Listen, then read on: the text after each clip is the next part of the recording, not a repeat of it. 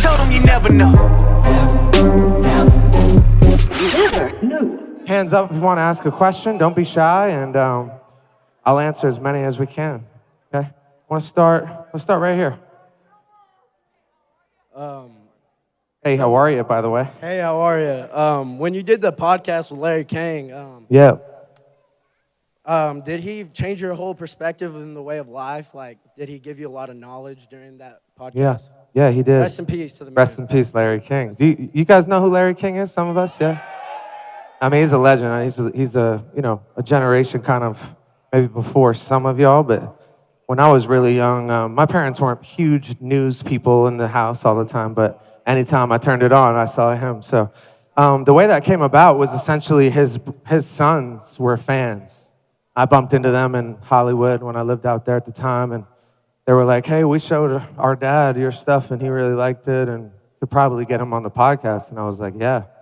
So it was actually pretty crazy, man. I was the last interview with him before he passed, and felt like a little moment in time. He actually really, as much as I was growing as a person, I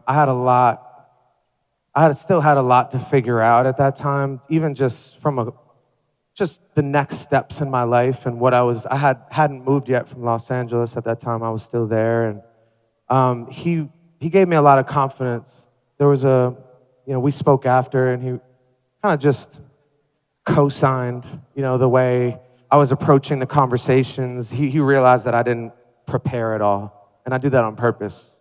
Were you guys fans of the podcast when we were doing it live? Or doing it, yeah, I mean, that time kind of came and went. I do it for Only Steve's now, but I remember feeling, I definitely just felt inspired by that conversation, and I felt seen by him in an interesting way as we were, I could kind of see it in his eyes. He was kind of on his way out. I didn't know it would be that abruptly, but he had to be carried up the stairs to come in, and I thought it was so kind of him to even do. So it was a moment for me, and definitely a memory I'll keep for sure. Yeah. Hands up. Don't be shy over here. We'll go right here. We'll make our way over here, guys. You guys seem more confident over here in the questions. No shade to you guys. You don't have to ask anything. But who's Yeah, I got a question. What's up, man? So this is my daughter, by the way. Yeah. She wants you to sign her poster Beautiful. if you get a chance. Absolutely. What was behind Head Against the Wall? Like, what was the meaning of it? Yeah. That was probably one of the songs when I think about it, I was kind of in the trenches when I made that one. I was, obviously, to a certain extent it's obvious, but I was in my now wife, we were at a period where I was just I was being an asshole, and like, because of the circumstances in our relationship, we have very extreme circumstances, very, very different. She's from Europe, and there's a long story there, way too long for this. But there was a period of time where we were teeter-tattering on where we were going to take it, And I said and thought and believed one thing, but some of my actions and some of my choices weren't necessarily aligned with that, And it was kind of that story's about like realizing that you're being a pussy and you're not really. Sorry, Savannah. You're not. She looked at me and she was like, no, just not doing what was really truly aligned with my heart and what I really knew I wanted and needed, and letting somebody down that you don't want to let down, that hurts the most. So that song is kind of in that energy, and kind of realizing that I have to be better is the tone of that. And the chorus, I'm saying, like, you said it, you were, it was never wrong. Like, basically, I knew, you've told me that this wasn't the right thing to do, but I did it anyway. And, that was kind of, that was a period of time where, again, you go through the lows and it makes you better.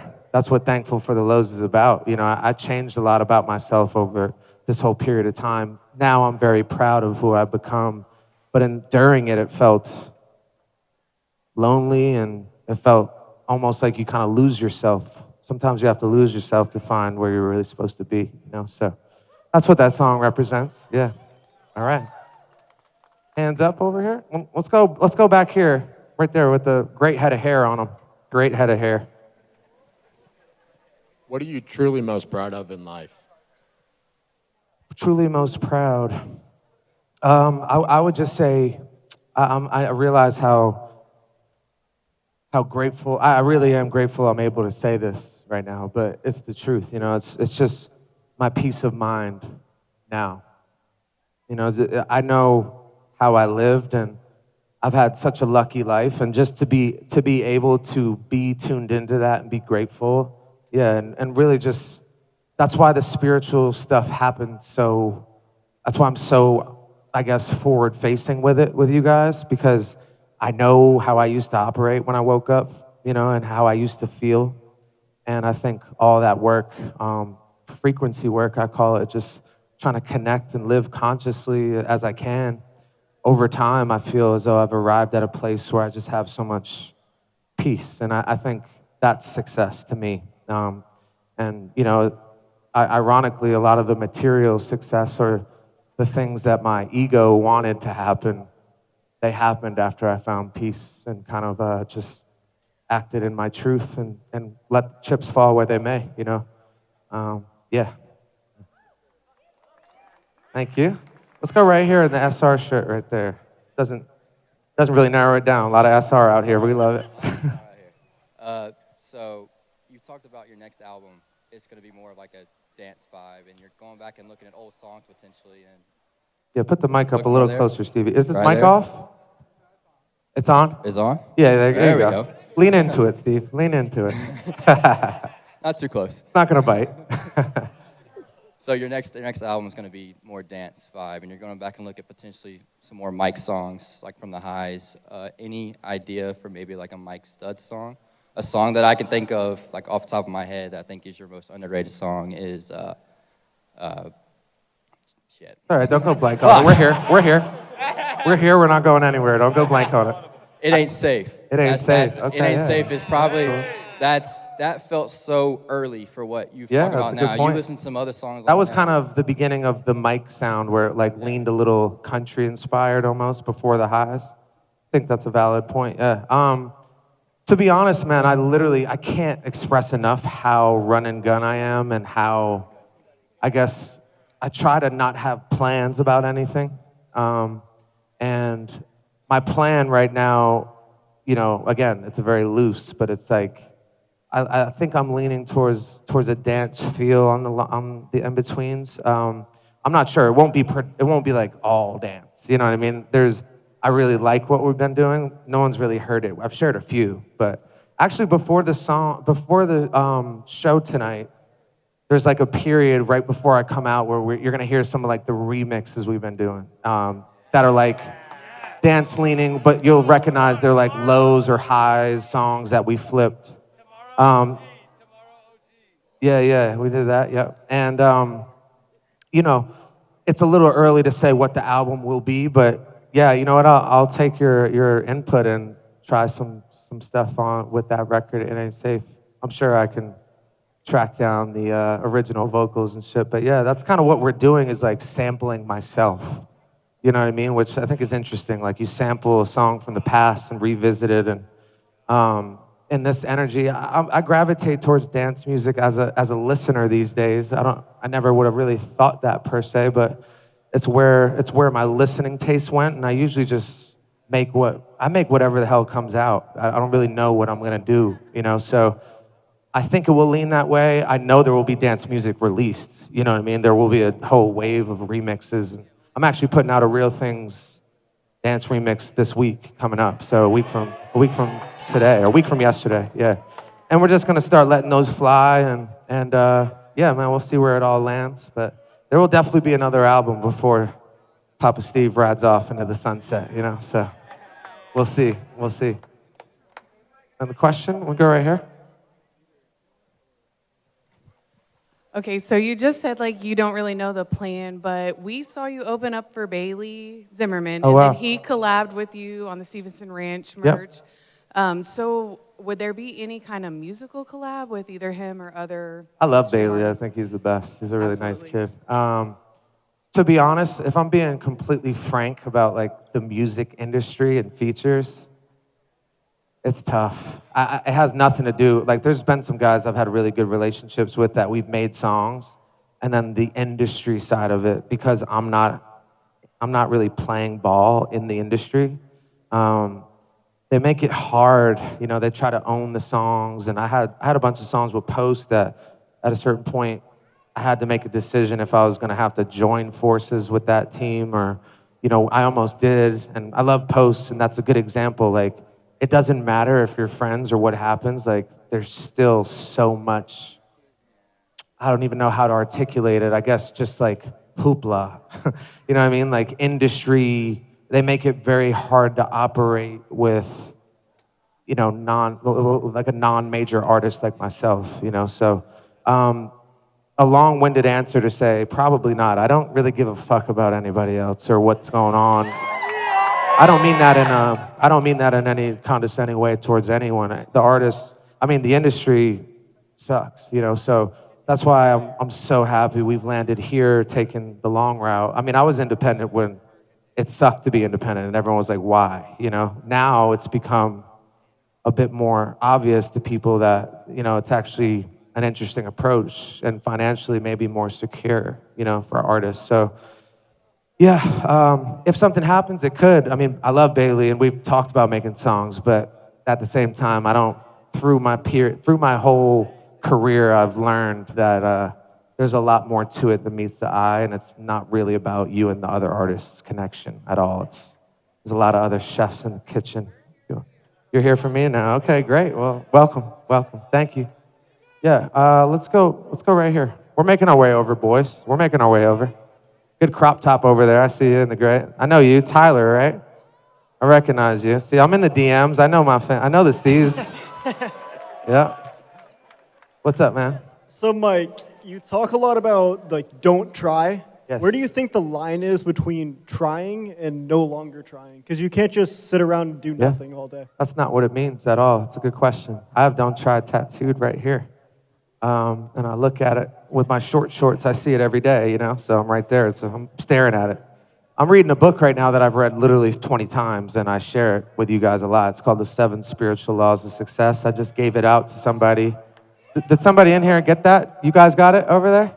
There you go. They got it in the scavenger hunt. I give it out in every city, and changed my life. And there's a law in there called the law of least effort. You knew what I was going to say. And it's about being who you're supposed to be in the world. And if you look out at nature, it tells you exactly how to be. The blades of grass don't try to grow. You know what I mean? Like, that's their nature, and we all have a nature, and our job is to be in a frequency where we are living and experimenting and being who we're supposed to be and finding what that means. And for some people, I guess in this society, it's an important message because everyone is just measuring how your life's going by what you're accomplishing. Like, what are your accolades? What's your job? You know what I mean? Like, wow, you're doing great in life because you've accomplished this, this, and this, and if you zoom out of that, there's a whole purpose in just being here and enjoying your time here and making positive impact on people, and whether it's your mom and dad or your wife or a whole group of people like I've been lucky to have, there's just so much validity to not trying and overachieving for what your ego thinks it should be. I don't know if this is making sense, but for me, this whole thing speaks so much to me. That's why I tattooed it. It's just like, as soon as I stopped trying and I just was being me, I didn't worry about what anyone else thought of me. I wasn't worried about something bigger than myself. All the things that I wanted to happen, they happened when I stopped trying. So hopefully that makes sense for some of you guys. Yeah, let's go right here. In the Emmett Smith throwback jersey right there. Yeah, nice. Picked it up on eBay. Nice. Okay, I was going to ask about the Post songs, and then you already answered that. So I'm going to ask about you. You used to post it all the time on Instagram. You were wearing this blue Duke shirt, and it was like a mock neck.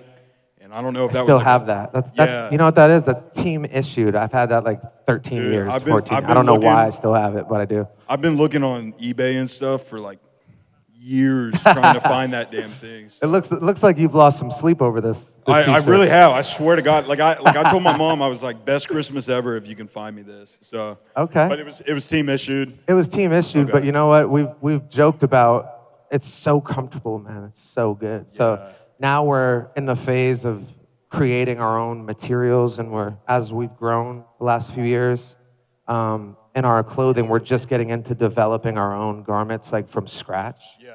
So you know what? Maybe we'll just have to make one that from scratch, and it's an everyday type of garment. You know, you can just wear that thing doing anything. You know. For sure. Hey, don't lose any more sleep over it, right? You just created it. It's happening. It's happening. All right, yeah, let's go right behind him. Fuck, I'm nervous. You nervous? Don't be nervous. Okay, so I saw you in 2016. Wow. Back in ATL in the smallest venue In Atlanta? ever. Yeah. Amazing. Yeah. So from 2016 to now, like, what is your biggest piece of advice for like growth? Because you've always stayed true to yourself throughout all of this. So. Yeah, I would say the trust. I mean, you could call it faith. You know, that's why religion that's why faith is so important in the world, and that's why religions have taken on a life of their own almost in society, because as you get older and you grow and you go through life and you kind of start to realize, I guess, you know, as a kid, you're not really thinking about it, and then you go to college or whatever, and in your early 20s, you start to realize, like, fuck, you know, this having something to believe in or something to guide you is nice, right? So, in my opinion, the most important thing I feel like has been an unlock for me is just trusting.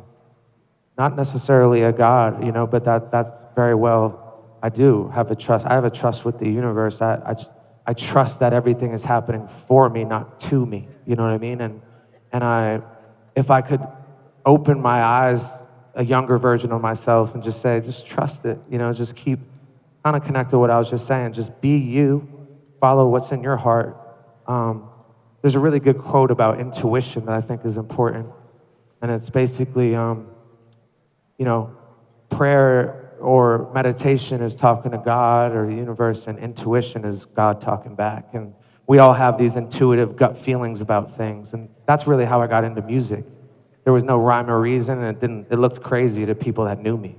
But I did have a gut feeling, and I was lucky enough to be able to just follow that gut instinct. And that's why this has worked. And I think trusting yourself and trusting that everything's gonna be okay is really a powerful tool to use. It's a powerful outlook. And yeah, I would just say trust in what's happening and trust in your life, trust in yourself. Yeah, thank you very much. Yeah, let's go right here in the camo hat. Are you not? Hey, if you don't want to ask it. Hey, how are you? Hey, how are you? Love that. He's like, love fuck, that. man, he called on Love me. that. God damn it. So I gotta keep going, Tat. I see 'cause that. It's very, very important Sick. for me. What Yeah. is your most, maybe not your favorite, but your most important tattoo you have? Yeah, I love all my tattoos. They're all they look stupid, kind of. They're all just like handwriting, you know, words. And I have a bunch, but they're all small. But this one's really the most important to me, and it's right here on my wrist. It's the first one I ever got. And it's a date. And the date is the day that I had surgery, my Tommy John surgery. It was years ago now, 15 years ago. And I remember thinking that was the worst day of my life when it happened. You know, my whole identity was about being Mike the baseball player, and I was gonna be pro, and this was everything to me, you know? My whole identity was wrapped up in that. And the injury really kind of derailed it. And my first mixtape's called Toast to Tommy.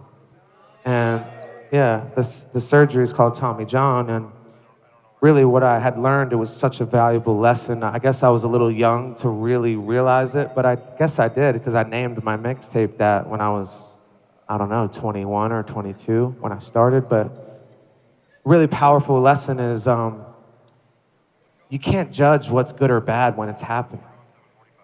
Because this on paper looked really bad, you know what I mean? And then 2 years later, I tattooed it on my wrist, so I never forgot that it was actually the best day. You know, my whole life went in this whole new direction, and it's been so fulfilling. And I would never trade how it went down. And when it was happening, I thought it was awful. And here we are 15 years later talking about being thankful for the lows. And that's kind of what I'm trying to say is if you give gratitude for what's happening, no matter how you want to judge it or identify it, you're just thankful.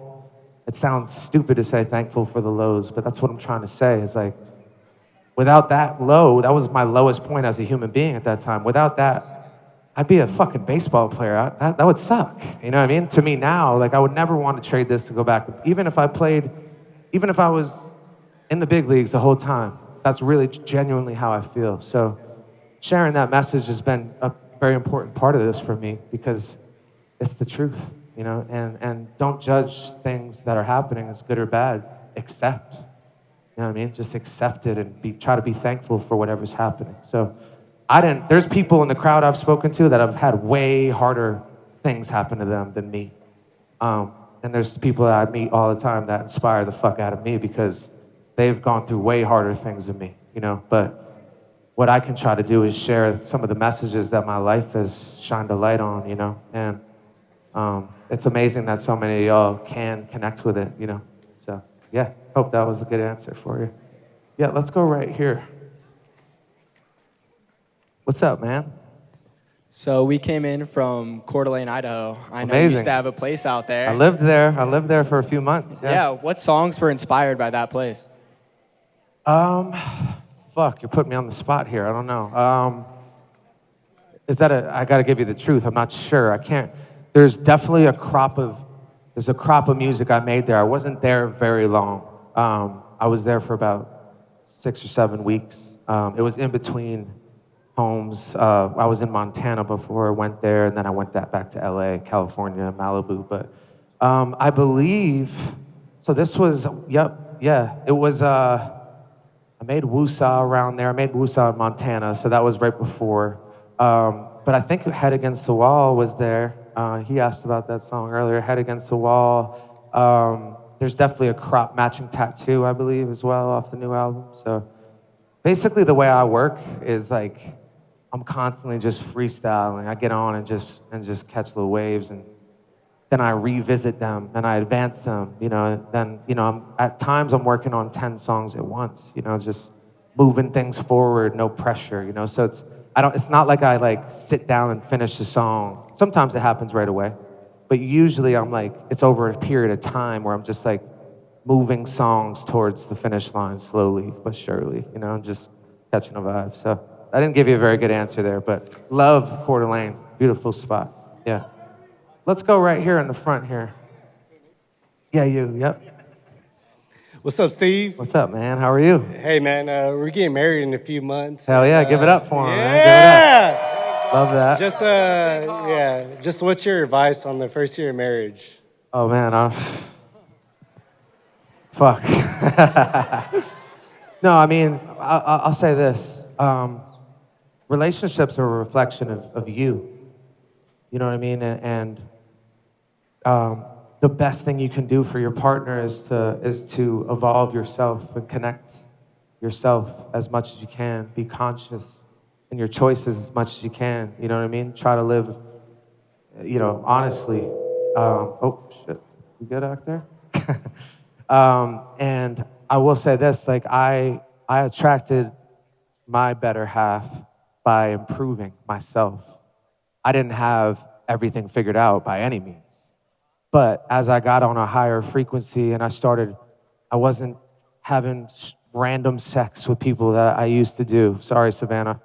I wasn't going out and drinking all the time and chasing, you know, what does that attract? Like, what is that putting out there? You know what I mean? There was a period of time where I had to kind of almost go back into a shell. And it felt lonely, and it felt, you know, you kind of ask yourself, like, what am I doing? You know, and I had a crutch, like, oh, I'm an artist. This is what we do.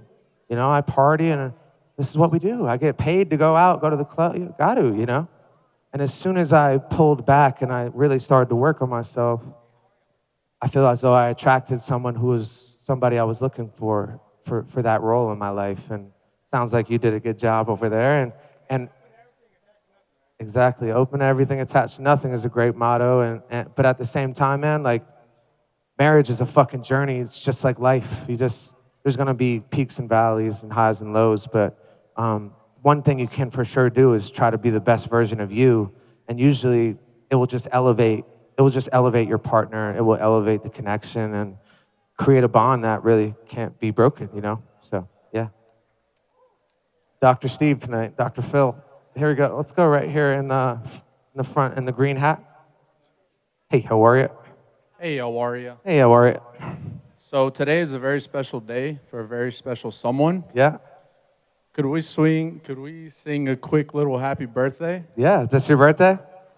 What's your name? Savannah. Savannah? A lot of Savannahs in here. All right, you guys want to sing this together? Okay, 1, 2, 3. Happy Happy birthday. Oh, she's going to cry. Oh, happy birthday, Savannah. What a great boyfriend. This is how you stay married. You just do shit like this. You know what I mean? Give it up for Savannah. Give it up for Savannah. Give it up for Savannah. That's how you do it, guys. That's great follow-up to that last question. Let's go back in this group. They've been yelling at me all day back there. Want to just let's go in the white and red hat right there. Yeah, and then you could pass it back to somebody. We'll do a few over there. Yeah, I'd be remiss to say cheers, first of all. Cheers. All right, hey, how are you? Yeah, hey, how are you? I only got a water up here, but It's okay. we will turn up tonight, boys. Absolutely. Ladies and gentlemen. Let me set the scene for you real fast, Steve. Okay. You're at the gym. You're with your boys. Yep. Okay? They throw on 2 plates, 225. Yep. I've got 2 questions. First question Yeah. is how many reps you're repping out. Second question, what's in the headphones? What we banging? What we playing on the aux? Yeah, I mean, great question. It doesn't really, I'll be honest, like people think I work out a lot more than I do.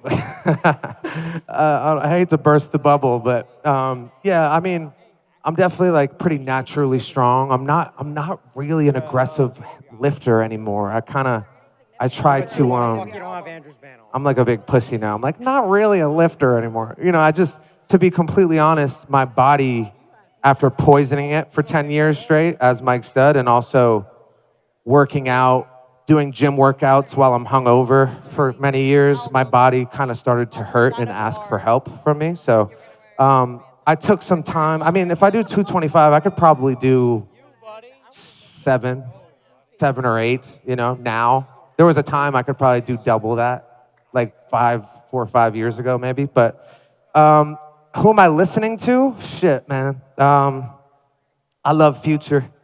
I love Future in the gym. I like dance. I like Rufus the Soul as well. I know that's not like a gym thing for a lot of people, but for me, I love dance, up-tempo shit in the gym. I think Future's number 1, though. I love Future. Yeah. Want to pass it back? Who's got it? Oh, yeah, someone's got it. Hey, how are you? Hi, how are you? Good. So we were wondering if there's any significance to the release date of your album. It was significant to us because my brother-in-law passed of ARDS. You actually ran into my husband earlier and had said you were going to wear his wristband. Where is that, by the way? I think Kilmer has it. Kilmer, this is on you. Not to call out Kilmer. I'll take his. I'm gonna wear it tonight. Perfect. But there's another one as well. Yes, there should be. Yeah. Can you remind? Yes, there is a significance. Now, can you repeat that again? And what day? You said the day the album was released was the day your little brother passed. No, so it was my husband's little brother. Your husband's little brother. I met him. Yeah, you had met him. I met him out there earlier today. Don't ask me to quote it. I'm just brave enough to get the mic. Yeah, no, I get it. It is significant to me. It's more so significant because I literally just turned to him and said, "What date was it?" Remind me of the date? There is something significant. So to be honest, I can't quote the date offhand, but I remember. Can he? What was the date? Do we know? Is it on the wristband? April 11th, maybe. April 11th, 4/11. Yeah. Okay. So I'll say this.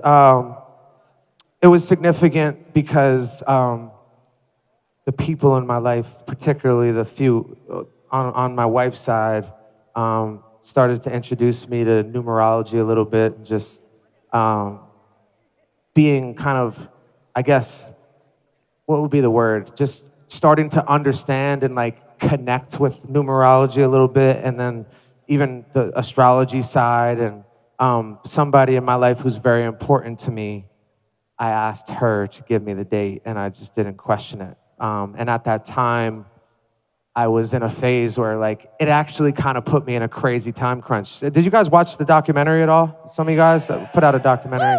I mean, I made someone make it stop like 5 days before the album came out. And I was like still, that's what I normally do. I like to work to the buzzer anyway, but it was a date that she gave me and I didn't question it all. And then it turned out being so perfect. It was so perfect, and it pushed me. I went into like a crazy bag for like a week, and just a couple weeks really, and just really caught this creative second wind where I tied a lot of songs up and tied them together. And it was special, and the date felt perfect. So I'm glad we have some synergy, and your little brother is part of the Stevenson magic with us, man. Rest in peace. I told him you never know.